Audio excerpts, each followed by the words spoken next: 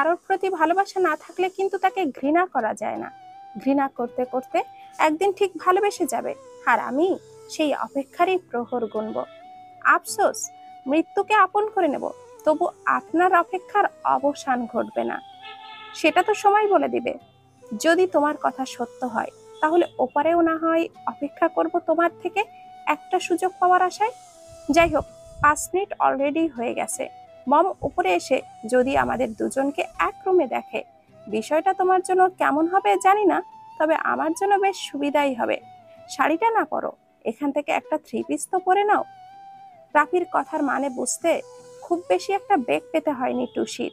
যদিও টুসি চায় না এমন একটা পরিস্থিতি কখনো আসুক, তবে কখনো যদি মমতা বেগম জানতে পারে বা তার সামনে এমন কিছু আসে, টুসির দীর্ঘ বিশ্বাস তিনি তার পক্ষই নিবে। কিন্তু আজ এই পরিবারের বাইরেও কেউ উপস্থিত আছে, তাই টুসি চায় না রাফি যা বোঝাচ্ছে এমন কিছু হোক। তাই বাধ্য হয়ে টুসি একটা হালকা রঙের জামা নিয়ে ওয়াশরুমে চলে যায়। পরের দিন বিকালে টুসির কোচিং শেষ, বাইরে বেরিয়ে রিক্সা খুঁজবে, তখনই চোখ যায় রাস্তার ওই পাশে টঙের দোকানে, যেখানে রাফি বসে নিকোটিনের ধোঁয়া উড়াচ্ছে আর জনি বসে বসে চা খাচ্ছে। ভীষণ রাগ হলো টুসির। এতদিন একা আসতো, বিষয়টা হজম করেছে, কিন্তু আজ জনি ভাইয়াকে এইখানে আনার মানেটা কি? আর জনি ভাইয়াই বা কেন এসেছে এই লোকটার সাথে এখানে? আর কেউ না জানলেও জনি ভাইয়া তো সব জানে, এই লোকটা কি কি করেছে তার সাথে। সব শেষে যা চেয়েছে তাই তো হয়েছে, দিয়ে দিয়েছে টুসি এই লোকটাকে ডিভোর্স। এখন আবার অধিকার দেখাতে আসে কেন তাকে? আর জনি ভাইয়াও এটা সাপোর্ট করে কিভাবে টুসি ভেবে পায় না। বন্ধু বলে কি তার অন্যায়কে অদেখা করে রাখবে? তাহলে তো তারও অন্যায় করা হলো। কোথায় জনি ভাইয়া ওই লোকটাকে বোঝাবে তার আশা পূরণ হয়েছে, এবার নিজের রাস্তা মাপো, তা না করে উল্টো এখানে এসে তাকে উৎসাহিত করছে। আজকে যদি টুসি বিষয়টা অদেখা করে চলে যায়, কাল আবারও আসবে, পরশু আবারও নতুন কাউকে নিয়ে আসবে। এইসব হতে দেওয়া যাবে না। তাই টুসি রাস্তার ওপাশ ওপাশ করে রাস্তা পার হয়ে সোজা দোকানের ভেতরে যেয়ে জনির সামনে গিয়ে দাঁড়ালো। জনি বসা থেকে উঠে দাঁড়িয়ে হেসে টুসিকে কিছু বলবে, তার আগেই টুসি বলল, কি ব্যাপার ভাইয়া, আপনি এখানে? ক্রসিং এর সামনে মেয়েদের দেখে ট্রল করতে এসেছেন বুঝি? রুবি আপু জানে আপনি এইসব করে বেড়াচ্ছেন আজকাল?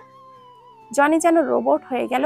এই মেয়ে বলে কি, মেয়েদের দেখে ট্রল করতে এসেছে মানে? সে তো তার বন্ধুর সাথে আজই মাত্র এলো, আর ট্রল করা? সি সি, বসে এক কাপ চা খাওয়া ছাড়া আর কিছু করছে না, আর এই মেয়ে সোজা রুবি পর্যন্ত চলে গেল। জনিকে চুপ করে থাকতে দেখে টুসি আবারও বলল, নিজের দিকে তাকিয়ে দেখছেন? বয়স কত হয়েছে আপনার? কোথায় এই বয়সে নিজের বাচ্চাদের কাঁধে একটা হাত রেখে স্কুলে নিয়ে পৌঁছে দেবেন, আর তা না করে আপনি এখানে ক্রসিং এর সামনে বসে মেয়েদেরকে পাহারা দিতে চলে এসেছেন? এত অধপতন হয়েছে আপনার? আপুকে বিষয়টা জানাতেই হবে। জনি লজ্জায় দোকানের ভেতরে 2-4 জন যারা বসেছিল তাদের দিকে একবার তাকিয়ে নেয়। যতদূর বুঝলো জনি, সবাই বিষয়টা নিয়ে মজা নিচ্ছে, অথচ রাফির কোনো হেলদোল দেখলো না জনি। দিব্যি বসে বসে ধোঁয়া গিলছে। আশেপাশে সবার দিকে তাকিয়ে জনি নিজের নামে টুসির করা অভিযোগ ভুল ছিল তা প্রমাণ করতেই সাফাই দিতেই জনি বলল, আসলে তুমি যা ভাবছো তা নয়। রাফি বলল, তাই এক কাপ চা খেতে এসেছি, এই যা। একজন বলল, আর আপনি তার কথা মতো চলে এলেন? চায়ের দোকানের কি অভাব পড়েছে যে এখানে এসেই চা খেতে হবে? নিজের ব্যক্তিত্ব বাধা দিল না আপনাকে মিথ্যা বলতে? জেনে শুনে অন্যায় করে আবার ছাপাই দিতে লজ্জা করছে না আপনার? জনি কাট কাট করে তাকায় রাফির দিকে। জনি কিছুতেই আসতে চায়নি এখানে, এক প্রকার জোর করেই রাফি তাকে এখানে এনেছে। জোর করে এনে দোকানে ভরা লোকের সামনে এইভাবে অপমান হতে হবে জনি ভাবতেও পারেনি। অপমান হলে তো হলো, তার জন্য কি? রাফি তখন ও কোনো হেলদোল নেই। লম্বা টানে জ্বলন্ত সিগারেটের ধোঁয়া টেনে নিয়ে অবশিষ্ট অংশটুকু ফেলে দিয়ে দাঁড়িয়ে রাফি পকেট থেকে ফোনটা বের করে আবারও বসে পড়ল। রাফির এমন ব্যবহার ঠিক হজম হলো না জনের।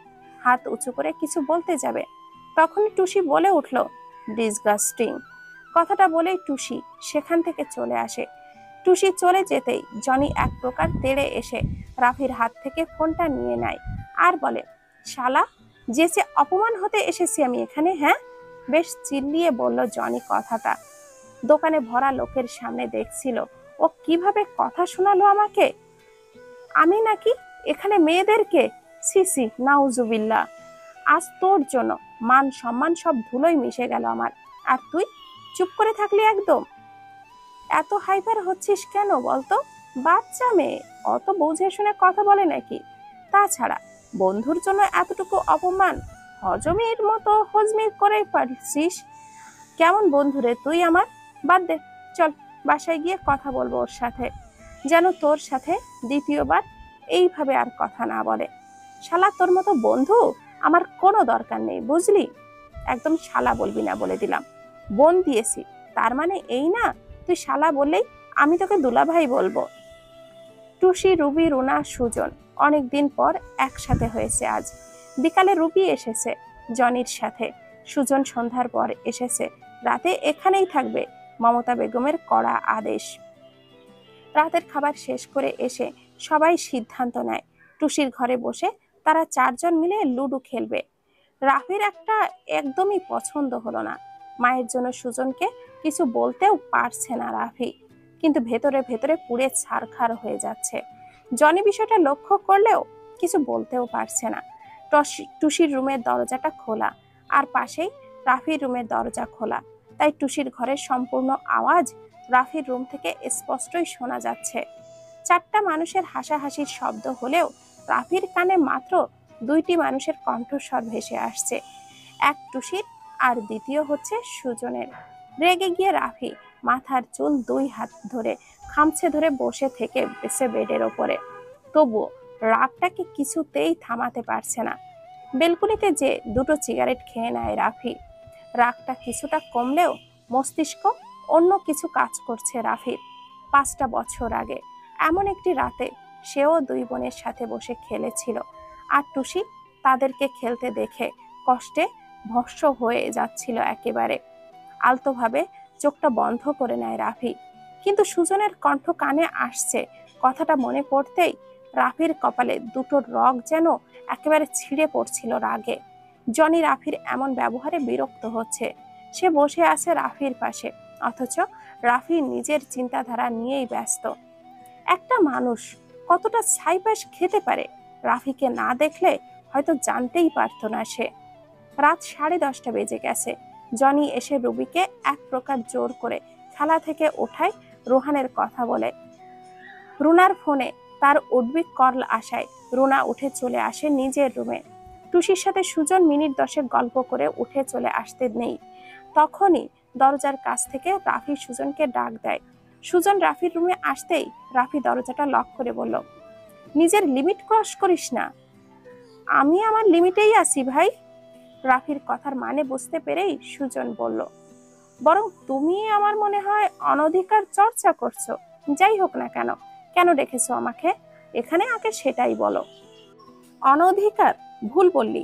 আমার অধিকার আছে বলেই আমি আমার অধিকার চর্চা করছি, কিন্তু তুই কোন অধিকারে এইসব করে বেড়াস?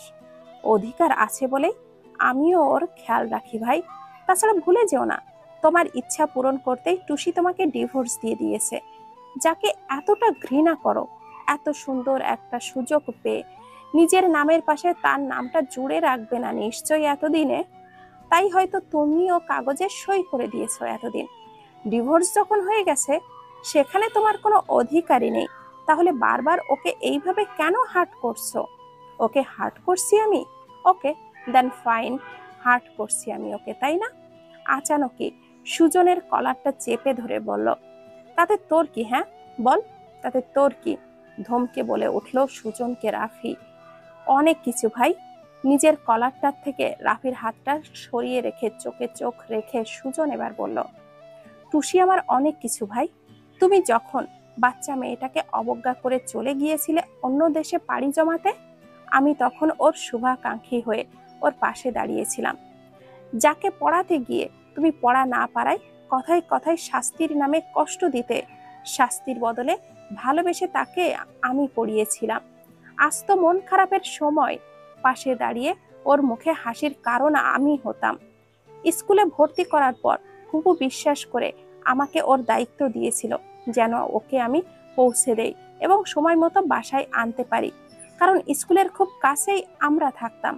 জানো ভাই, টুসি আমার কোমর জড়িয়ে ধরে বাইকের পেছনে বসে স্কুলে যেত, এতটা আপন ভাবতো আমাকে। একদিন ছুটির পর ওকে স্কুল থেকে আনতে যেয়ে যখন ওকে স্কুলের গেটের সামনে খুঁজে পাইনি, হয়রান হয়ে আমি পাগলের মতো হয়ে ওকে খুঁজেছি পুরো স্কুল জুড়ে। শেষমেশ দারোয়ানের সাহায্যে বাথরুমের সামনে ওকে পিরিয়ডের পুরো ড্রেসে মাখামাখি অবস্থায় বসে কাঁদতে দেখেছিলাম। আমার গায়ের শার্টটা খুলে ওর লজ্জা নিবারণ করেছিলাম সেই দিন। কি পরিমাণ বমি আর পেটে ব্যথায় ছটফট করেছিল সেটা সেদিন তুমি যদি দেখতে। আজ ও আমার শরীরে কাঁটা দিয়ে ওঠে মনে পড়লে। দ্রুত বাসায় গিয়ে দেখি রুবি রুনা কেউই বাসায় নেই। তারা হয়তো ক্রসিংয়ে ছিল, ফুপুও বাসায় ছিল না। ফোন করে জানতে পারি কোনো এক মিটিংয়ে আছেন তিনি, তাই বলতেও পারিনি ফুপিকে টুসির কথা। চিন্তা করে দেখো একবার, টুসি বমিতে আমার পুরো ভিজিয়ে দিয়েছিল। আমার জায়গায় তুমি হলে কি করতে জানো? ঠাটিয়ে একটা চড় মারতে। কিন্তু আমি সেটা পারিনি। সযত্নে ওর সেবা করেছিলাম সেই দিন। রক্তে মাখামাখি কাপড়গুলো পর্যন্ত নিজের হাতে আমি পরিষ্কার করেছিলাম। জানো ভাই, সেদিনের পর থেকে ও নির্দ্বিধায় আমার কাছে বায়না করতো, এটা খাবে ওটা খাবে, আর আমাকে এটা ওটা এনে দিতে হতো। নতুন জামা পেয়ে আগে আমাকে দেখাতো পরে, তারপর বলতো কেমন লাগছে। কোথাও মেলা হচ্ছে জানতে পারলে মেলা থেকে আগে আমি ওর জন্য কিনে আনি, সবার কথা ভাবতাম আমি। টুসি কলেজে উঠলেও ওর ছায়া হয়ে থেকেছি আমি সেখানে। আমার দেওয়া প্রতিটা জিনিস ও খুব যত্ন করে রাখে। ও যেমন আমার অনেক কিছু, তেমনি আমিও ওর কাছে হয়তো অনেক কিছুই। ওর শরীরের বিন্দু মাত্র আঁচড় পড়লে ওর থেকে কষ্টটা আমার দ্বিগুণ হয়। তারপরও বলবো ওকে হার্ট করছো, আমার তাতে কি? সুজনের বলা প্রতিটা কথা রাফির মস্তিষ্কের নিউরনগুলোতে যেন দাউ দাউ করে আগুন ধরিয়ে দিল কেউ। রাগে থরথর করে হাত পা কাঁপছে রাফির। রাফির মন বলছে এক্ষুনি সুজনকে কয়েক লক্ষ টুকরো টুকরো করলে হয়তো নিজের রাগটাকে মেটাতে পারবে সে, কিন্তু মস্তিষ্ক বাধা দিল।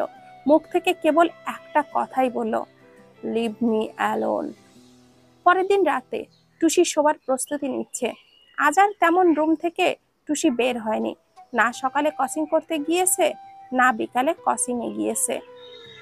রাফি যতবারই টুসির রুমে যেতে চেয়েছে ততবারই রুবি রুনা উপস্থিতি টের পেয়ে তাই তার যেতে পারেনি সে।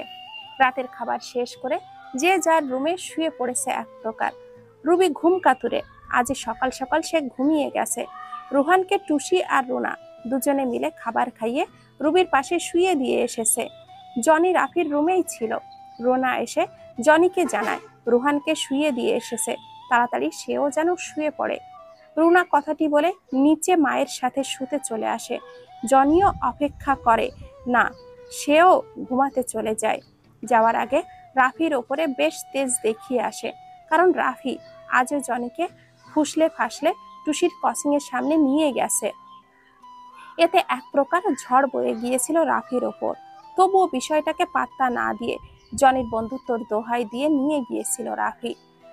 যে ঘন্টার পর ঘন্টা বসে থেকেও টুসির দেখা না পেয়ে বেকুব হয়ে ফিরে আসে তারা। রাফির ধারণা ছিল যে মেয়ে ঝড় বদলার দিনে ক্রসিং এ পৌঁছে যায়, আর যাই হোক সে কখনো ক্লাস মিস করবে না এমন ওয়েদারে। তাই টুসির ক্রসিং এর সময় আগেই তারা বের হয়েছিল। সবাই দরজা লক করে যে যার মতো করে শুয়ে পড়ে। টুসি গত রাত থেকে দরজাটা লক করে ঘুমাচ্ছে, তাই বিছানা ঝেড়ে হাত মুখ ধুয়ে ফ্রেশ হয়ে এসে টুসি টাওয়াল নিয়ে মুখ মুছতে মুছতে দরজাটা লক করবে। ঠিক সেই আগ মুহূর্তেই রাফি এসে দরজার চৌকাঠে এক হাত রেখে দাঁড়ায়। রাফিকে দেখলে আজকাল ভীষণ রাগ উঠে যায় টুসির। তাই টুসি রাফিকে দেখে রেগে দরজাটা গায়ের জোরে লাগাতেই রাফি এক হাত ঠেকিয়ে দরজার দুই পাল্লাটা আর টুসির নাকের পাতাটা ফুলিয়ে টুসি বলল, সমস্যা কি আপনার? এটা কোন ধরনের অভদ্রতা? লজ্জা করে না এমন করে জোর করতে? বইয়ের কাছে আসবো, তাতে আবার লজ্জার কি আছে?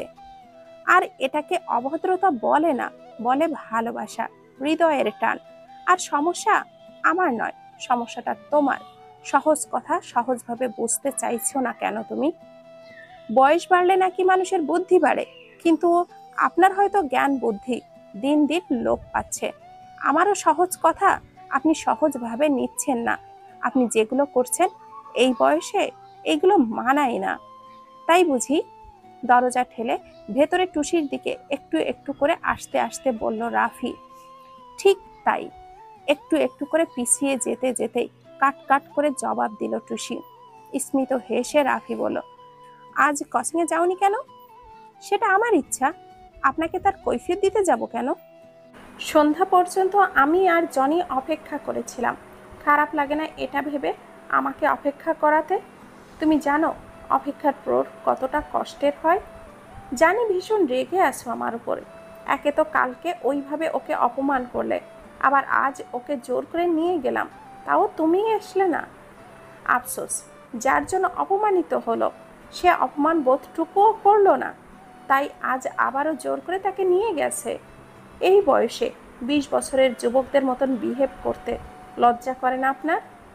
এই বয়সে 20 বছরের প্রেমিক পুরুষ সাচ্ছি, সেটা তুমি মানতে পারছো, অথচ মাত্র 12 বছর বয়সে বাচ্চা হয়ে নিজেকে বউ সাজিয়ে আমার সামনে নিজেকে বউ বলে দাবি করেছিলে, আর সেটা মেনে নিতে পারিনি বলেই আজ তুমি আমাকে এত কথা শোনাচ্ছ। কথা শোনাতে যাব কেন আমি আপনাকে? আপনি আপনার সিদ্ধান্তে অটল ছিলেন তখন, এখন আমি আমার সিদ্ধান্তে। আপনার লাইফের ডিসিশন আপনি নিয়েছেন, কেউ বাধা দেয়নি, আমিও মেনে নিয়েছি। এখন কেন আপনি আমার লাইফে ইন্টারফেয়ার করছেন? কারণ তোমার লাইফের সাথে আমার লাইফটা এক সুতোয় বাঁধা। বুঝতে চেষ্টা করিনি তখন, মানছি আমার ভুল হয়েছে, আমি নত স্বীকার করছি তোমার কাছে। আমার মতো নোংরা মেয়ের কাছে নত স্বীকার করছেন? ঘৃণা হচ্ছে না নিজের উপরে আপনার? আচানক রাফি টুসির 2 হাত ধরে অনুনয়ের সুরে বলল, please Tusi, for God sake, শাস্তি দাও আমায়, তবুও ক্ষমা করে দাও। আমি আমার ভুলের জন্য মন থেকে অনুতপ্ত, বিশ্বাস করো, বিশ্বাস করো, আমি মন থেকে ক্ষমা চাইছি। মন থেকে ক্ষমা চাইলে তো সৃষ্টিকর্তাও ক্ষমা করে দেয়, তাহলে তুমি কেন ক্ষমা করতে পারছো না বলো? আচ্ছা ঠিক আছে, আমাকে তোমার ক্ষমা করতে হবে না, আমার ভুলটা ক্ষমার ঊর্ধ্বে, মানছি আমি। শুধু একটা বার আমার জায়গায় নিজেকে বসিয়ে দেখো, আমার তখন মনের অবস্থাটা কেমন ছিল সেটা একটাবার বোঝার চেষ্টা করে দেখো। ঘৃণায় চোখটা ফিরিয়ে নেয় টুসি। রাফির বুকটা ধক করে উঠল এটা দেখে, তবুও ঠোঁটে স্মিত হাসির রেখা টেনে এনে বলতে শুরু করলো, মাত্র 9-10 বছর বয়সে আমার বাবা মারা যায়। তখন আমার কি এমন বয়স বলতে পারো? বাকি 10টা বাচ্চার মতন আমারও খেলায় মনোযোগ দেবার কথা ছিল, অথচ সেই বয়সে আমি আমার মমকে তার আপন মানুষ হারিয়ে ফেলায় তাকে ভেঙে পড়তে দেখেছিলাম, পিতৃহারা হয়েছিলাম।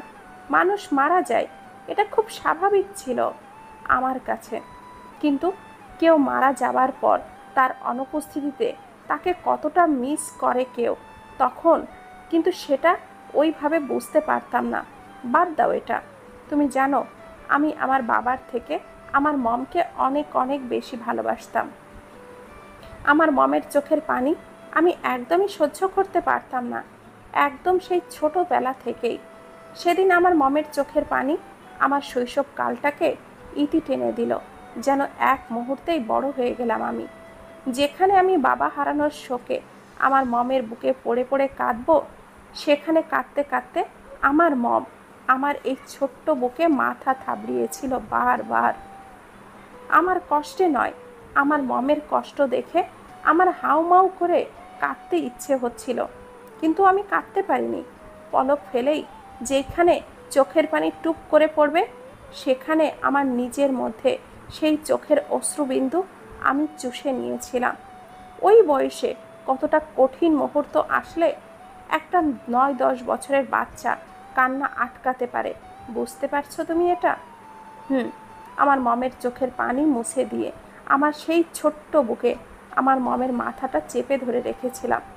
আস্তে আস্তে আমার মমের কান্নার রেশ কমে আসে। আচ্ছা, অতটুকুন বয়সে আমি এটা কিভাবে আর কেন করেছিলাম? সবাই কি মনে করেছিল? আমি কিন্তু কিচ্ছু জানি না, কিচ্ছু বুঝিনি। শুধু এতটুকু বুঝতে পেরেছিলাম, আমার বুকে মাথা রাখলে আমার মম আর কাঁদবে না। মমের কান্না থেকে থেকে বাড়তে থাকে। আমি আবারও চোখ মুছে দেই আমার ছোট্ট হাত দুটো দিয়ে। রুবি রুনাকে আমি বেশিক্ষণ কোলে নিয়ে রাখতে পারতাম না। খুব মোটি ছিল তো ওরা দুজনই, অথচ সেই দিন ওদের দুজনকে দুই কোলে তুলে এনে মমের সামনে দাঁড়িয়েছিলাম গোটাটা দিন, সারাটা রাত। ক্ষুধায় আমার চোখ মুখ অন্ধকার হয়ে আসছিল। মনে হচ্ছিল আমার প্রাণ পাখিটা উড়ে যাবে ক্ষুধার যন্ত্রণায়। অথচ রুবি রুনাকে যখন কাঁদতে দেখেছিলাম, আমার সব যন্ত্রণা মুহূর্তেই যেন বিলীন হয়ে গিয়েছিল ওদের ক্ষুধা কিভাবে মেটাবো এটা ভেবে। আমার মম 3-4 দিন পাগল প্রায় অবস্থায় ছিল। কিছুদিন পর মম একটু স্বাভাবিক হলে মম সকালে চলে যেত কাজে, আর আমি বাসায় রুবি রুনার দেখভাল করতাম। আমার বন্ধুরা এসে ডাকতো খেলার জন্য, তখন আমি জানালা দরজা বন্ধ করে দুই হাতে কান চেপে ধরতাম, যেন ওদের ডাকার আওয়াজ আমার কান অবধি না পৌঁছায়। আমাকে তো খেললে চলবে না, আমার পরিবারের কথা ভাবতে হবে। এটা কত সুন্দর করে মাথায় গেঁথে নিয়েছিলাম। যেন ওই বছর আমার ইয়ার লজ্জায় পরের বছর থেকে পড়া শুরু করি আবার। সেই ছোট থেকে মম আমার মুখে ভাত তুলে খাইয়ে দেবার সবটুকু সময় পাইনি, তবুও আমার একটুও খারাপ লাগেনি। কেন জানো? কারণ আমার পেছনে যতটুকু সময় দিবে আমি চাইতাম অতটুকু সময় মম নিজেকে দিক। আস্তে আস্তে বড় হলাম, কলেজে উঠলাম, 2-1টা টিউশনি করতে শুরু করলাম। পড়ালেখার পাশাপাশি ছোট ছোট বাচ্চা পড়াতাম। আমার জীবনটা কেমন যেন লড়বড়ে লড়বড়ে করে চলতে থাকলো। পড়াশোনার শেষ হতে না হতেই আমার কত বন্ধুরা বিয়ে করে নিল। সেই সময় থেকে আমার ওই এক ইচ্ছে পোষণ জাগলো, বিয়ে তো করতে হবে, তবে আমার যে বউ হবে সে আমার জীবনটা 7 রঙে সাজিয়ে দিবে এমন একটা স্বপ্ন দেখতাম। আমাকে হাতে তুলে খাওয়াবে, মাথায় বিলি কেটে দিবে, আর আমি খুব তৃপ্তি নিয়ে ঘুমের দেশে পাড়ি জমাবো। আমার ছোটবেলায় হারিয়ে যাওয়া শৈশবের গল্পগুলো করব তার কোলে মাথা রেখে, ভাগ করে নেব তার সাথে আমার মনের জমে থাকা সব দুঃখ। আমাকে সে অনেক বুঝবে। আমার যতটা অপূর্ণ চাওয়া, আবদার, সব কিছু সে পুষিয়ে দেবে। এই চাওয়াটা কি অন্যায় ছিল আমার টুসি? আচ্ছা টুসি, তোমার সাথে যখন ওই দুর্ঘটনাটা ঘটেছিল তোমার বয়স তখন 12 কি 13 ছিল, তাই না? মেয়েরা বয়সের তুলনায় অনেক আগেই বুঝতে শেখে, আমি যতদূর জানি। একবার ভেবে দেখো তো, সেই বয়সেও তুমি কতটা বাচ্চামো করতে, কতটা দুষ্টুমি করতে, অথচ তার কত আগেই আমি এই সব দূরে সরে এসেছি। রুবি রুনাও অনেক বুঝতো তোমার বয়সে, অথচ তুমি তোমার বাচ্চামো, বোকা বোকা কথা, সব সময় কারণ ছাড়াই কথার বর্ষণ, তখন আমাকে ভীষণ পোড়াতো। আমি মেনে নিতে পারতাম না এমন বাচ্চামো, তাই তোমার সাথে খারাপ ব্যবহার করেছিলাম। শিরিন নামের একটা মেয়ে ছিল যে আমাকে ভীষণ ভালোবাসতো, কিন্তু আমি তাকে প্রথমে ইগনোর করি। একটা সময় মেয়েটি নিজের ক্ষতি করতে যায়, তখন মমকে ওর কথা বলবো বলে আশ্বাস দেই। খুশি হয়ে যায় ও, কিন্তু মমকে ওর কথা বলতে পারিনি, কেন জানি না। জানো, মেয়েটা আমাকে খুব বুঝতো, আমার কেয়ার করতো। মমকে তার কথা বলার আগেই তোমার সাথে আমার বিয়ে দেয় মম। মূলত রাগটা আমার সেখানেই ছিল।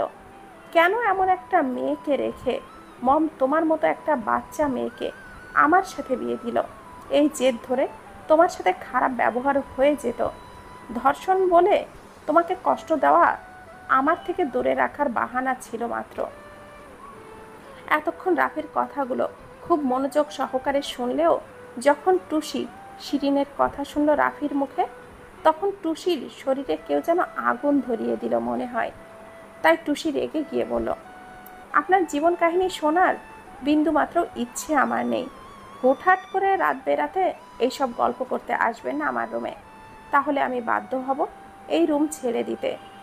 বিয়ের কেনাকাটা চলছে, আর মাত্র 4 কি 5 দিন পর রুনার গায়ে হলুদ, তার পরের দিন বিয়ে, আর তার 2 দিন পরেই হচ্ছে বৌভাত। সব শপিং শেষ করে নিয়েছে সবাই। মমতা বেগম সুজনকে হলুদের 2 দিন আগে থেকেই এই বাসায় চলে আসতে বলেছে।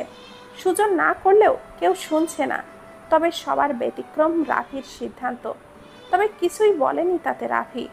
হঠাৎ করে বিয়ের 2 দিন আগেই মমতা বেগমের রুমে যে মমতা বেগমের কোলে মাথা রেখে রাফি বলল, মম, অনেক দিন তো হলো অস্ট্রেলিয়া থেকে চলে এসেছি। আমার অনেক বন্ধুদের বিয়ে হয়ে গেছে, বাচ্চাও হয়ে গেছে, অথচ থেমে গেল রাফি। কম বেশি সবারই বাসায় গিয়েছিলাম, টুকটাক খাওয়া দাওয়াও করেছি তাদের বউয়ের হাতে। ভাবছি এবার একদিন আমাদের বাসায় ওদের সবাইকে ইনভাইট করি, যদি তোমার কোনো আপত্তি না থাকে। সামনে বিয়ে আর এখন এই কথা বলছো? সময় কোথায় এখন? কত কাজ চারিদিকে। আসলে তো কাজ কালকের মধ্যেই আসতে বলি না? কাল বলি? পারবো না সব ম্যানেজ করতে রে। তাছাড়া রান্নার জন্য তো তোমার বেশি প্রেশার নিতে হয় না আজকাল। আমার জন্য না হয় একদিন একটু বেশি পরিশ্রম করলে। তুমি শুধু একটু খেয়াল রাখবে মাংসের ঝাল হলে যেন চিনি ঢেলে না দেয়। মমতা বেগম ছেলের কথার মানে বুঝতে পেরে রাফির কান ধরে বলল, এভাবে আর কতদিন শুনি? আমি কিছু বুঝি না তাই মনে হয় তোমার? আমার চোখের সামনে কি সব করে বেড়াচ্ছ, আর আমি কিছুই ধরতে পারবো না? তা কখনো হয়? মধ্যরাতে এই ঘরে ওই ঘরে কি কিছু বলবো না করে আজ না বলেও আর পারছি না। পাশেই ছোট বোনের রুম, যদি কখনো টের পাই, পারবে বোনের সামনে যেতে? রাফি ফট করে উঠে বসে অভিমান নিয়ে বলল, সব তো জেনেই গেছো, কিছু কেন করছো না মম? তাহলে তো আমি কি করব? আমি কিছুই করতে পারবো না। খোলামেলা আগে কথা বলেছো কখনো আমার সাথে যে আজ বলছো? মেয়েটা আর আগের মতো নেই যে ওকে আমি যেটা বোঝাবো ও হ্যাঁতে হ্যাঁ মেলাবে আর নাতে না মেলাবে। তাছাড়া আগে তুমি মেয়েটাকে ডিভোর্স দেওয়ার সিদ্ধান্ত নিয়েছিলে, সেজন্যই ও স্ব ইচ্ছায় ডিভোর্স পেপারে সই করে দিয়েছে। এখন ওর সাথে আমি তোমার বিষয়ে একটি কথাও বলতে পারবো না। ডিভোর্স দেওয়ার সিদ্ধান্ত নিয়েছিলাম, কিন্তু ডিভোর্স তো আর দেইনি। তুমি দাওনি তাতে কি হয়েছে? ডিভোর্স দেওয়ার জন্য মরিয়া হয়ে উঠেছিলে, এখন সে দিয়ে দিয়েছে। এখন তুমি দিতে চাও বা না চাও, যেহেতু ও সই করে দিয়েছে, 6 মাস পর আইন তোমাদের ডিভোর্স চূড়ান্ত পর্যায়ে দেখবে। তুমি স্বইচ্ছায় করেছো কিনা এটা গণ্য করা হবে না, কারণ তোমাদের মাঝে কখনো সেই সম্পর্কই গড়ে ওঠেনি। মম, আমি আমার ভুল বুঝতে পেরেছি, আর আমি তোমার সব কথা শুনবো। ওকে আমি মন থেকে মেনে নিয়েছি, আর এখন আমি চাই না এই ডিভোর্সটা হোক। তুমি কিছু একটা করো মম।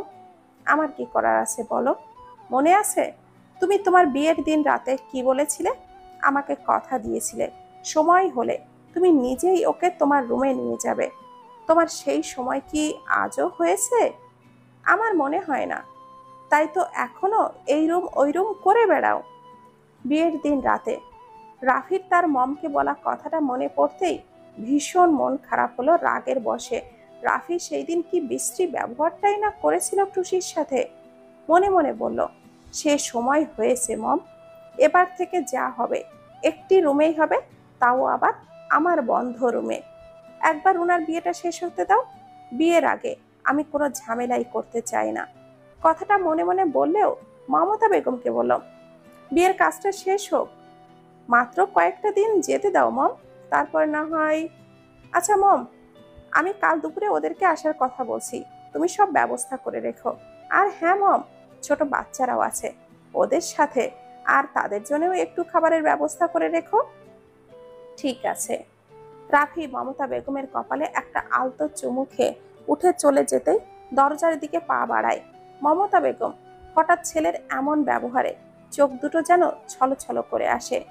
ছেলেটা এইভাবে তাকে ভালোবাসা দিয়ে গেল, অথচ সে কোন ছোটবেলা থেকেই আজ পর্যন্ত আর তিনি ছেলেটাকে বুকে জড়িয়ে ধরেছে সময় পাননি। যতটুকু সময় পেয়েছেন ছোট 2 মেয়েকে বুকে আঁকড়ে ধরে রেখেছেন। আর ছেলেটা হাসি মুখে সবটা দেখেছে শুধু। পরে টুসি এসে তাকে আরো ব্যস্ত করে দিল। ছেলেটার প্রতি ভালোবাসা আনার আগেই ছেলেটার প্রতি কঠোর হতে বাধ্য হলো। অভিমানে একটা সময় কত দূরে চলে গেল ছেলেটি। আজ যখন এই কোলে আবারও ছেলেটা মাথা রেখেছে, সেই ছোট্ট রাফির মতো করে বুকে জড়িয়ে নিয়ে চুমুতে ভরিয়ে দিতে মন চাইছিল, কিন্তু কঠিন স্বভাবের কাছে হার মেনে গেল মায়া মমতার দুই হাত। বুকটা হু হু করে কেঁদে উঠল ভেতরে ভেতরে। সে এখনো পারল না ভালোবাসা দিতে, অথচ রাফি কত সুন্দর করে তাকে ভালোবাসা দিয়ে চলে গেল। চোখ দুটো টুক করেই এক ফোঁটা অশ্রু গড়িয়ে পড়ল নরম হাতে। তা মুছে নিয়ে রাফিকে বলল, রাফি। রাফি দরজার বাইরে পা দিতেই মায়ের ডাকে থেমে যায়। পেছন ঘুরে দ্রুত মমতা বেগমকে জিজ্ঞাসা করলো, কিছু বলবে মম? বন্ধুর বাচ্চাদের কথা না ভেবে এবার তোমার কথা একটু ভাবো। রাফি মায়ের কথার মানে বুঝতে পেরে মাথা চুলকিয়ে মুচকি হাসি দিয়ে বলল, ইয়ে মানে মম। লজ্জায় ইতস্ত বোধ জেকে ধরায়। কি বলবে কিছু বুঝতে না পেরেই বলল, যাও সবাইকে বলে দিও যেন সকাল সকাল চলে আসে তারা। টুসিকে বলে দেব কাল সকালে ক্রসিংয়ে যেন না যায়।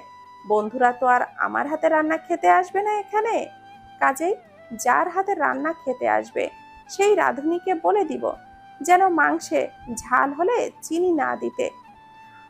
কি আর বলি বলো তো? অভিযোগ করিনি কি জানো? দেশে আসার পর থেকে এ পর্যন্ত সে মাংসে চিনি দেওয়া সেই শেফের হাতে রান্নাই খেয়ে আসছে। সকাল থেকে রান্না বান্না করতে করতে টুসির নাজেহাল অবস্থা। রুনাও হাতে হাতে সব করে দিয়েছে। কাটা ধোয়ার কাজ তো আর কম নয়। মমতা বেগম ডাইনিং এর কাজ সেরে সব খাবার চেখে দেখছেন খাবারের স্বাদ কেমন হয়েছে। একে একে নাস্তার আইটেম থেকে শুরু করে দুপুরের জন্য খাবারের কত পদ রান্না করেছে যে টুসি। মমতা বেগম অবাক হয়ে যায় সবগুলো খাবারের পারফেক্ট স্বাদ। এতটুকুন একটা মেয়ে এত দ্রুত এত এত কিভাবে কাজ করতে পারে তিনি ভেবে পান না। অথচ তার মনে আছে প্রথম রান্না করতে এসে হলুদ লবণ ছাড়া মাছ ভাজতে গিয়ে মাছের টুকরোগুলো ছিন্ন ভিন্ন করে কি করুণ দশাটাই না করেছিল মাছগুলোর। শাক রান্নার সময় পরিমাণে এত পড়েছিল লবণ যে খাওয়ার কোনো উপযুক্তই ছিল না। মাংসের আগের থেকে রং না আসায় হলুদের কৌটা খালি করে দিয়েছিল একেবারে। মাছের তরকারি রান্না করতে গিয়ে উপরে ঝোল আর নিচে পুড়িয়ে ফেলেছিল। অথচ আজ সেই মেয়েটার রান্না খেলে এমন একটি মানুষও মিলবে না যে তার প্রশংসা না করবে। দুপুর 1টার মধ্যে রান্নার কাজ সব শেষ করে টুসি ফ্রেশ হতে রুমে আসে। এসেই দেখে অলরেডি রুমে রাফি শটান হয়ে শুয়ে গেমস খেলছে ফোনে। তুঙ্গে উঠে যায় টুসির মেজাজ। মনে করেছিল এসে আগে কোমরটা জিরিয়ে নিবে একটু, কিন্তু এই লোকটা তাকে ততটুকুও সময় দিবে না। ঘন্টাখানেক আগেই রাফির বন্ধুরা সবাই চলে এসেছে। তাদেরকে নাস্তা দিয়ে তারপর টুসি ওপরে আসে। নিচে আপাতত রাফি কাজগুলো রোনা আর মমতা বেগম সামলিয়ে নিবে বলে টুসিকে ফ্রেশ হতে উপরে পাঠায়। রাফির বন্ধুরা সবাই নিচে হল রুমে বসে আড্ডা দিচ্ছিল। অনেক দিন পর তারা সবাই একসাথে পরিবারের সাথে এসেছে কোথাও, তাই বহুদিন আলাপ নিয়ে ব্যস্ত সবাই। বন্ধুর স্ত্রীরা সবাই কেউ কেউ বাচ্চাদেরকে খাওয়াচ্ছে, কেউ কেউ মমতা বেগমের রুমে বসে ফিডিং করাচ্ছে, সাথে রুনার সাথেও গল্পে ব্যস্ত আছে তারা। সেই ফাঁকে রাফি সুযোগ বুঝে ওপরে চলে এসেছে। টুসি রেগে তেড়ে এসে রাফিকে বলল, আপনাকে না বলেছি আমার রুমে আসবেন না? রাফি ফোনটা রেখে কুনুইয়ে ভর দিয়ে টুসির দিকে তাকিয়ে বলল, ওকে আসবো না। কোনো ভনিতা ছাড়াই বলল রাফি। তুমি আমার রুমে চলো, আই প্রমিস তুমি ওই রুমে থাকলে এই রুমের চৌকাট পেরোনোরও প্রয়োজন পড়বে না আমার, কোনো দিনও না। তখন তো এই রুমে আসার প্রশ্নই ওঠে না। আসলে কি বলতো, বিবাহিত দম্পতিদের একই বাড়িতে একই ছাদের নিচে থেকে আলাদা রুমে থাকাটা ঠিক মানায় না। রাফির কথাটা শুনে টুসি ফ্রিজড হয়ে যায় মুহূর্তেই, যেন হাত পায়ের রক্ত চলাচল বন্ধ করে দিল। বুকের ভিতর ধক করে উঠল। একটা শুকনো ঢোক গিলে নিয়ে গলাটা ভেজানোর বৃথা চেষ্টা করলো। অবশেষে ব্যর্থ হয়ে চোখটা বন্ধ করে নিল কয়েক সেকেন্ডের জন্য। নিঃশ্বাসটুকু ছাড়া পুরো শরীর থমকে গেছে তার। মুহূর্তেই শরীরে কাঁটা দিয়ে উঠল। টুসিকে এইভাবে স্থির হয়ে দাঁড়িয়ে থাকতে দেখে রাফি সোজা টুসির সামনে এসে একটু ঝুঁকে টুসির কানে কানে ফিসফিস করে বলল, অনেক আদর করব। রাফির গরম নিঃশ্বাস টুসির কানে বাড়ি খাচ্ছে। আমার স্পর্শে মাতোয়ারা হবে তুমি। আমার সমস্ত সত্তা জুড়ে তোমার বিচরণ বয়ে বেড়াবে। ভালোবাসার চাদরে মুড়িয়ে রাখবো তোমায়। বুকের সাথে জড়িয়ে রাখবো। সারাটা জীবন আগলে রাখবো। কেঁপে উঠল টুসির সর্বাঙ্গ। নিঃশ্বাসের বেগ ভারী হয়ে আসলো। বুকের ভেতরের হৃৎপিণ্ডটা যেন ঢিপ ঢিপ করতে থাকলো। স্মিত হেসে রাফি আর কিছু বলতে যাবে, তখনই হঠাৎই জনির হাঁক ছেড়ে ডেকে থেমে গেল রফি। টুসির চোখের দিকে তাকিয়ে দেখল চোখটা বন্ধ করে টুসি মৃদু কাঁপছে। রাফি আলতো করে টুসির চোখে হালকা একটা ফু দিতেই টুসি আচমকা চোখ মেলে তাকালো। এক ঝটকায় 2 পা পিছিয়ে যে অগ্নি চোখে তাকালো রাফির দিকে। রাফি টুসির এমন চাহনি উপেক্ষা করে বলল, বিছানার উপরে যে জামাটা রাখা আছে ওটা পরে নিও। আমি নিচে অপেক্ষা করছি তোমার জন্য।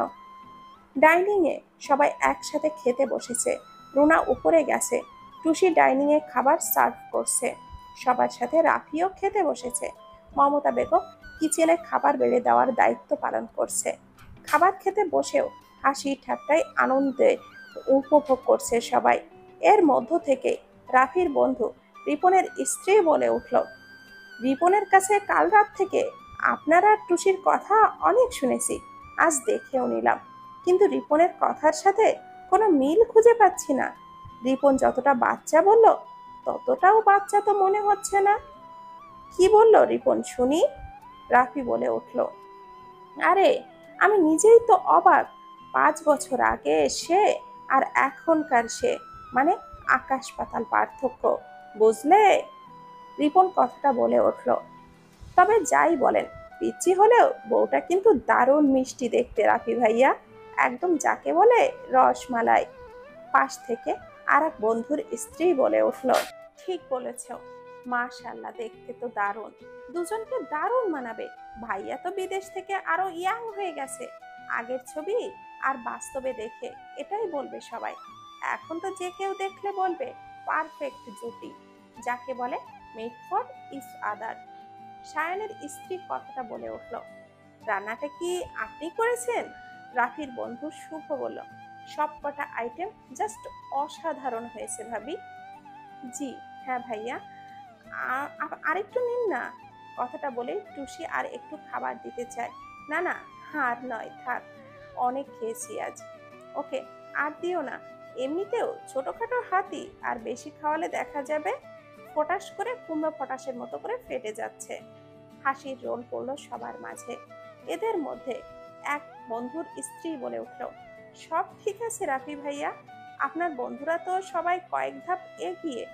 আপনার ফ্যামিলি প্ল্যানিং এর কি খবর? মানে বেবি এখন নেবেন নাকি এখনো দেরি আছে? রাফি খাবার খেতে খেতে মুচকি হাসে। টুসির এবার বেশ রাগ উঠল। এইসব বলার মানেটা কি? তারা কেউ কি জানে না তাদের সম্পর্কের ইতি টানা হয়েছে? আরো অনেক দিন আগেই এই ইতি টানা হয়েছে। তাহলে এইসব কথা বলে এত অস্বস্তিতে ফেলার মানেটা কি? আর এটা কোনো মানে হয়? কটমট করে টুসি রাফির দিকে তাকায়। টুসির দিকে তাকিয়ে রাফি বাঁকা হেসে বলল, সবে তো মাত্র এলাম, আরো কিছুদিন যাক, নিজেদের তো একটু সময় দেওয়া প্রয়োজন, তারপর না হয় ফ্যামিলি প্ল্যানিং করব। টুসি বাটিটা রেখে সোজা কিচেনে চলে যায়। মমতা বেগমকে বাইরে পাঠিয়ে দিয়ে টুসি রাগে ফুঁসতে থাকে। মমতা বেগম কিচেন থেকে বাইরের সব কথা শুনছেন, তাই টুসিকে হঠাৎ চলে আসার কোনো প্রশ্ন তিনি করেননি। সন্ধ্যার একটু আগে রাফির সব বন্ধুরা চলে গেছে। রাফি মমতা বেগমের দেওয়া টুসির সেই ফোনটা মায়ের হাতে তুলে দেয়, সাথে এটাও বলে ফোনটা টুসিকে যেভাবেই হোক দিয়ে দিতে, আর সে যেন ব্যবহারও করে। মমতা বেগম টুসিকে অনেক বুঝিয়ে সুঝিয়ে ফোনটা নেওয়ায়। বাড়ি ভর্তি লোকজন আসা শুরু করে দেয়। আগামীকাল রুনার গায়ে হলুদ, পরের দিন বিয়ে। সুজন এসেই বিভিন্ন কাজে ব্যস্ত হয়ে পড়েছে। টুসির সারাদিন দৌড়ঝাঁপের চলতেই থাকে, কখনো রুনার রুমে, কখনো নিচে কিচেনে, কখনো এর খাবারের ব্যবস্থা করা, কখনো এটা, কখনো ওটা, কখনো সবার আহ্বান করা, কখন কার কি লাগবে সেটা দেখে সব মিলিয়ে মহা ব্যস্ত সময় পার করছে টুসি। ফোনটার কথা একবারও মাথায় ছিল না টুসির। রুবি রুনার পাশ থেকে এক বিন্দুও ওঠেনি। ক্ষণে ক্ষণে বোনকে জড়িয়ে ধরে সে কি কান্না! বিয়ের পর রুনা ঢাকার বাইরে চলে যাবে চিটাগাং। যখন তখন চাইলেও এসে দুই বোন একসাথে মিলে সময় কাটাতে পারবে না। মমতা বেগম বিয়ের দিনে যত ঘনিয়ে আসছে তিনি যেন ততই দুর্বল হয়ে পড়ছেন। ভেতরে ভেতরে ভেঙে পড়ছেন তিনি। এক মেয়ের মনে পড়ার আগেই চোখের সামনে দেখতে পাই তিনি, কিন্তু এত দূরে অন্য মেয়েকে পাঠাতে নিজের মন সায় দিচ্ছে না তার। কিন্তু কিছুই করার নেই, মেয়ে মানুষের জীবনটা বড়ই অদ্ভুত। এই নিয়ম মানতে বাধ্য প্রতিটা মানুষ। একে তো বিয়ে বাড়ি, এত লোকজন, তার উপরে মাত্র 5টি রুম থাকায় সারাটা দিন পরিশ্রম করে ক্লান্ত শরীর নিয়ে যে যেমন পেরেছে রাতে শুয়ে পড়েছে। রাফির রুমে তার বন্ধুরা এসে দখল করেছে। রুনা, টুসি, মমতা বেগম এক রুমে আছেন। টুসির রুমে সুজনের বাবা মার সাথে ছোট্ট মেয়েটি। রুনার রুমে রুবি, জনি, রোহান এরা সবাই। হল রুমেও গায়ের উপরে পা তুলেও একে অন্যের ঘরে বিঘরে ঘুমোচ্ছে। রাতে অনেক মানুষ থাকায় পরিবেশটা একদম অন্যরকম হয়ে উঠেছে। গোটা 1.5টা দিন পার হয়ে গেছে, টুসিকে একটা সেকেন্ডের জন্যেও একা পায়নি রাফি। নিজের বিভিন্ন কাজে ব্যস্ত থাকছে, তার উপরে যখনই একটু সময় পাচ্ছে টুসিকে দেখার জন্য ছটফট করলেও কোথাও টুসির হদিশ মেলে না। ভীষণ রেগে যায় রাফি। একটিবারও কি তার চোখের সামনে এসে দেখা দিতে পারে না এই মেয়েটা? রাগটা রাফির সেখানেই। তার উপরে টুসির ফোনে ফোন করতে করতে অতিষ্ঠ হয়ে গেছে রাফি, কিন্তু একটি সেকেন্ডের জন্যও ফোনটা রিসিভ করছে না টুসি। হলুদের রাতটাও পার হয়ে গেছে। বিয়ের দিন অন্যান্য দিন তুলনায় পরিশ্রমটা সবার দ্বিগুণ হারে বেড়ে যায়। সুজনকে কয়েকবার টুসির সাথে রাফি দেখেছে, কিন্তু কিছুই বলতে পারেনি।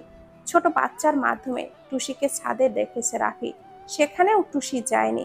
দূর থেকে সুজনকে এর মধ্যে একবার টুসিকে কিছু গিফট করতে দেখেছে। হাসতে হাসতে টুসি সেটা নিয়েও নিয়েছে। টুসির রুমটা বর্তমানে রাফির মামা মামির দখলে। চাইলেও সেখানে যে টুসিকে ধরতে পারছে না, শুধু সময়ের অপেক্ষা করছে কখন টুসিকে বাঘে পায় একেবারে। বরযাত্রীতে বর চলে আসার সময় হয়ে গেছে। রাফি সুন্দর করে দেখে লেহেঙ্গা পরে নিয়ে বেরোচ্ছে আর সুযোগ খুঁজছে কখন টুসিকে সেটা দিতে পারবে আর টুসি সেটা পরে তার সামনে আসবে। হঠাৎ করে টুসি উধাও হয়ে যায়। সুজনকেও কোথাও দেখছে না রাফি। টুসি পার্লারে মেয়েদের সামনে বসে রুনার সাজ দেখছে। সকালে সুজন ভাই টুসিকে একটা শাড়ি গিফট করেছে। আজ বিয়েতে টুসি এই শাড়িটাই পরবে। শাড়িটা টুসির ভীষণ পছন্দ হয়েছে। সেই 5 বছর আগে পরেছে শাড়ি টুসি, এর মধ্যে আর কখনো শাড়ি পরা হয়নি। তাই বসে আছে।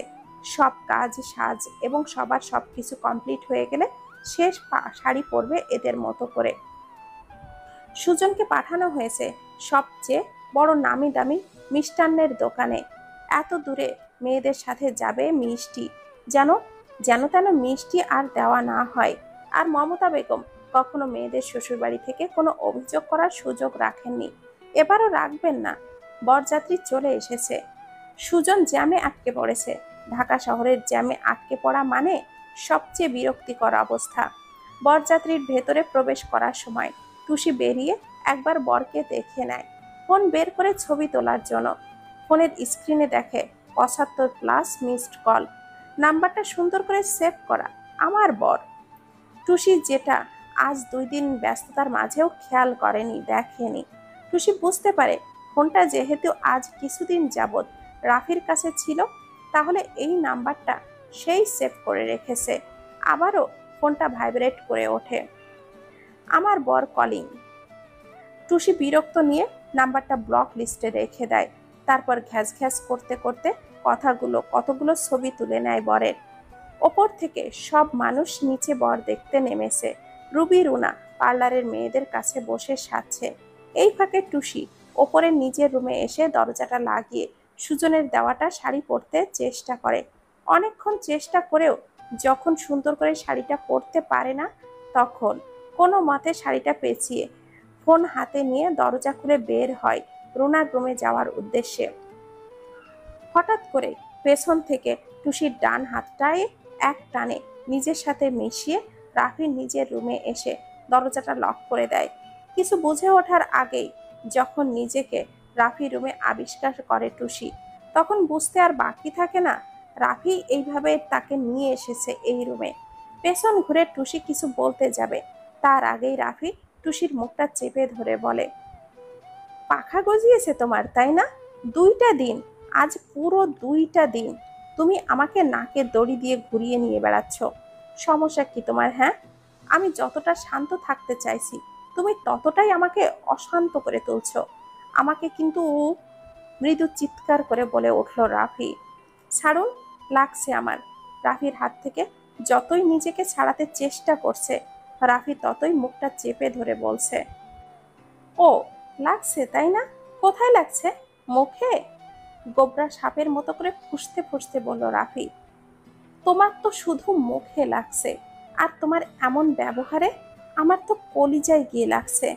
মুখে এতটুকু ব্যথা তুমি সহ্য করতে পারছো না, অথচ আমার ভেতর ঘর পোড়ার দগ্ধ যন্ত্রণায় ব্যথায় জর্জরিত হয়ে যাচ্ছি আমি। কাউকে বলতেও পারছি না, সহ্যও করতে পারছি না, কিছুটা চিৎকার করে বলে উঠল রাফি। রাফির রাগের বশে টুসির মুখ এতটাই জোরে চেপে ধরেছে যেন টুসির চোয়ালটা একে অপরের সাথে মিশে যাচ্ছে। মনে হলো এটা টুসির। ঠোঁট দুটো পাখির ঠোঁটের মতো করে অনেক কষ্টে বলতে চেষ্টা করলো, সত্যি আমার অনেক কষ্ট হচ্ছে। রাফি টুসির এই কথাটাই হট করে ছেড়ে দেয়, সাথে সাথে টুসির 2 হাতে নিজের মুখ চোয়াল ঠ্যাস ধরে। টুসির মনে হলো তার চোয়াল দুটো মাংসের ভেতরে একদম গেঁথে গিয়েছে। চোখটা বন্ধ করে 2 হাতের তালুতে চোয়ালটা ঘষতে লাগলো টুসি।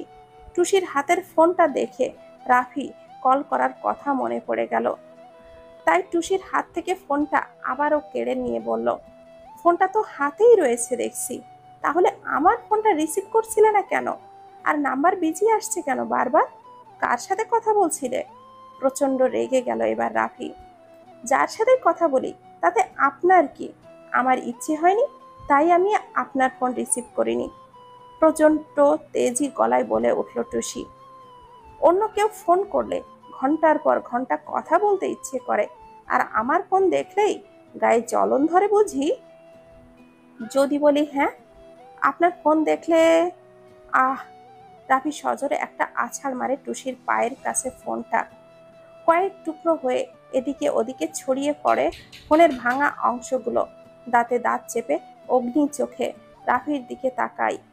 রাফির এমন দৃষ্টিকে তোয়াক্কা না করে টুসি বেশ চিল্লিয়ে বলল, কি করলেন এটা আপনি? আওয়াজ নিচে, নয়তো এই ফোনটার জায়গায় এবার তুমি থাকবে।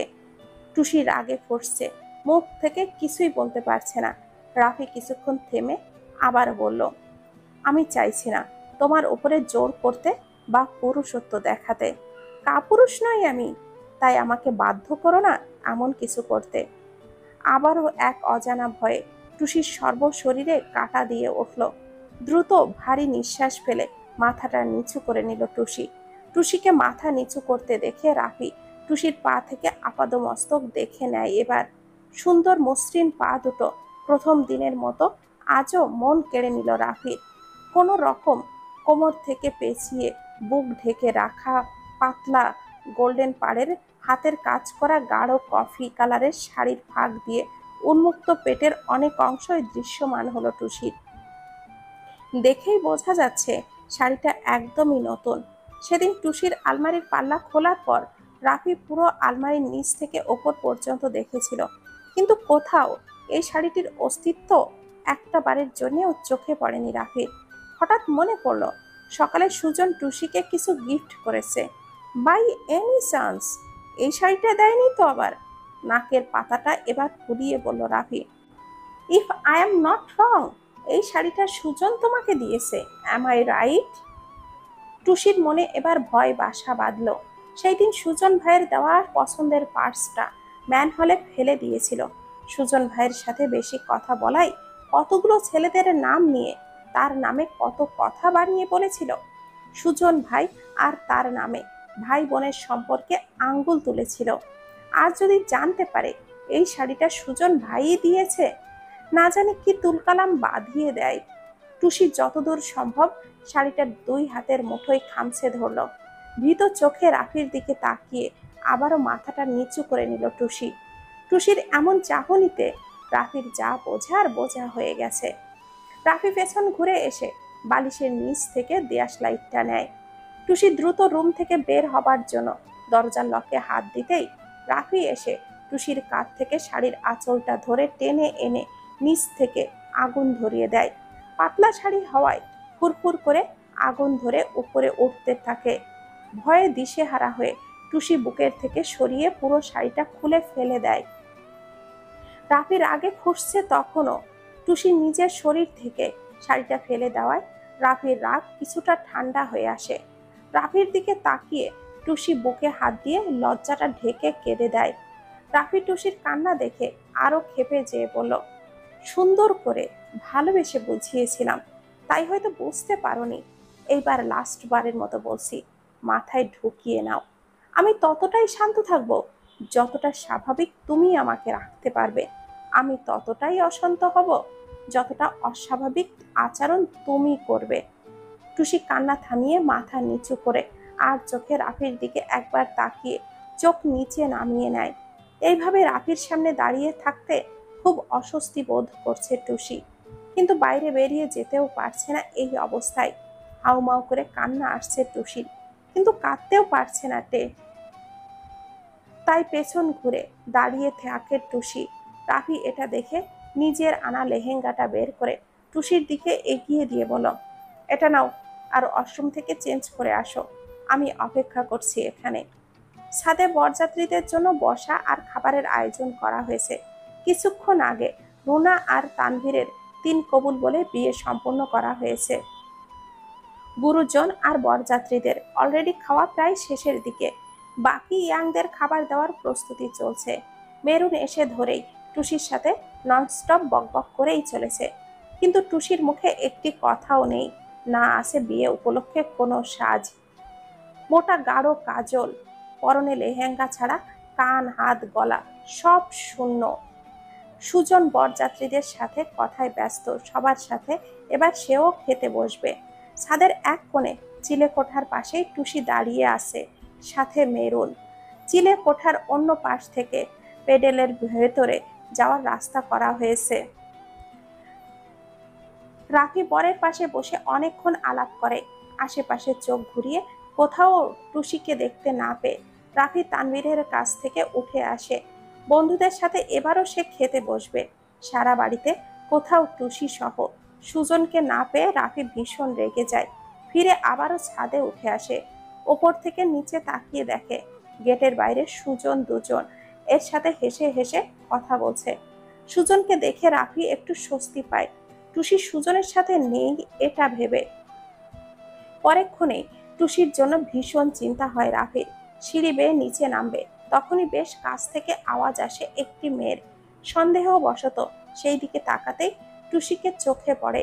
মুখে হাসি ফুটিয়ে এগিয়ে যায় সেখানে। মেরুন টুসির পেছনে যে গলা ঝেড়ে রাফি বলল, এক্সকিউজ মি। মেরুন কিছুটা চমকে ওঠে, পিছনে তাকিয়ে রাফিকে দেখে শুকনো ঢোক গিলে নেয়। টুসি রাফির দিকে না তাকিয়ে রাফির কণ্ঠটা চিনতে পেরে নাকের পাতাটা ফুলিয়ে শক্ত চোখে নিজের চাহনি দৃঢ় করে। মেরুন সৌজন্যমূলক হেসে বলল, আসসালামু আলাইকুম ভাইয়া। ওয়ালাইকুম আসসালাম। যদি কিছু মনে না করো, আমি ওকে একটু আমার সাথে নিয়ে যেতে পারি? কি যে বলেন ভাইয়া, আপনার বউ, আপনি নিয়ে যাবেন, এখানে জিজ্ঞাসা করার কি আছে?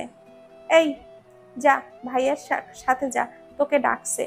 টুসি কটমট করে তাকায় মেরুনের দিকে। মেরুন মেকি হেসে সেখান থেকে চলে আসে। মেরুন চলে যেতেই রাফি টুসিকে বলো, শপিং ব্যাগের ভেতরে কিছু জুয়েলারি ছিল, সেগুলো পরনি কেন? টুসির প্রচন্ড রাগ উঠল রাফির উপর। বাধ্য হয়ে লেহেঙ্গাটা পরেছে তখন।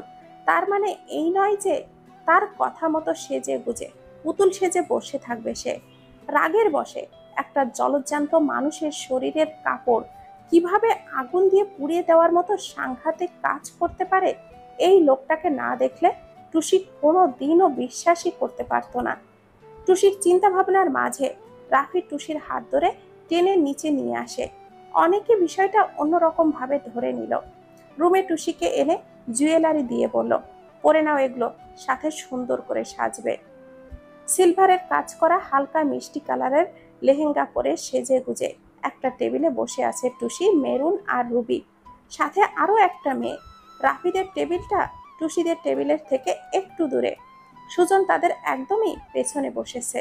মেরুন মেকি রাগ দেখিয়ে বলল, কখন থেকে তোকে কত কিছু জিজ্ঞাসা করছি, একটা কথারও উত্তর দিচ্ছিস না কেন বলতো?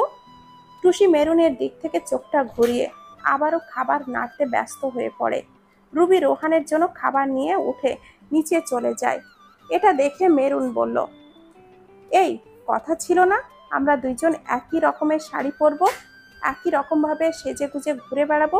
তাই তো সুজন ভাই আমাদের দুজনকে একই রঙের শাড়ি গিফট দিয়েছে, সেটা না পরে তুই এত সুন্দর একটা লেহেঙ্গা পরেছিস। সুজন ভাইও কিছু বলল না, আরো মেসেজ করলো সময় মতো যেন এখানে এসে পৌঁছে যাই আমি। প্ল্যান চেঞ্জ করবি, আগে বলিসনি কেন? তোর মতো এত সুন্দর না হলেও একটা লেহেঙ্গা তো পরে আসতে পারতাম। সরি, ভাবলেশহীনভাবে উত্তর দেয় টুসি। সরি দিয়ে শরবত বানিয়ে গুলিয়ে খা। ফোন করেছিলাম কতবার জানিস, বারবার সুইচ অফ বলতেছে। ফোন নেই, খাবার খেতে খেতে বলল টুসি। ফোন নেই মানে কি? 2 দিন পর পরই তোর ফোনের কি হয় রে? সহজ কথা বুঝিস না? বললাম না ফোন নেই মানে নেই।